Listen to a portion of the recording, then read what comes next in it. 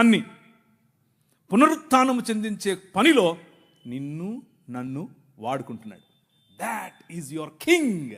ఆ రాజు వచ్చాడు, ఆ రాజు పని మొదలెట్టాడు. ఎలా మొదలెట్టాడు? ప్రతి సమాజాన్ని పట్టుకోవటం ద్వారా, ప్రతి ప్రభుత్వాన్ని ప్రభావితం చేయటం ద్వారా.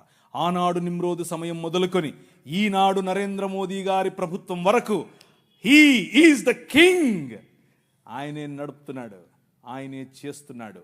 మన జీవితాలను మరింత ప్రభావవంతమైనదిగా చేయటానికి ఈరోజు భారతదేశం అన్ని దేశాల కంటే రిలీజియస్ మైనారిటీస్ పైన ఒత్తిడి తీసుకొని రావటంలో, వారిని హింసించడంలో ప్రపంచంలో ర్యాంక్ నంబర్ 1 మనం.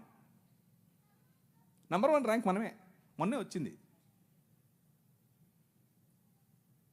రిలీజియస్ మైనారిటీస్ అంటే మనమే. మనలను హింసించటంలో భారతదేశం నంబర్ 1. పాకిస్తాన్ కాదు, ఆఫ్ఘనిస్తాన్ కాదు, సోమాలియా కాదు, ఎవరు కాదు, భారతదేశమే. చచ్చిపోయిన వాళ్ళను కూడా గుంత తవ్వి బయటకు తీస్తున్నారు ఛత్తీస్గఢ్లో. ఎందుకు చేస్తున్నారో తెలుసా? ఇదంతా భయం. ఏంటా భయం?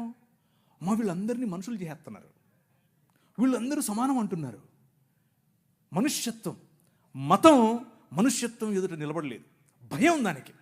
మతానికి నిజమైన మనిషిని చూస్తే భయం.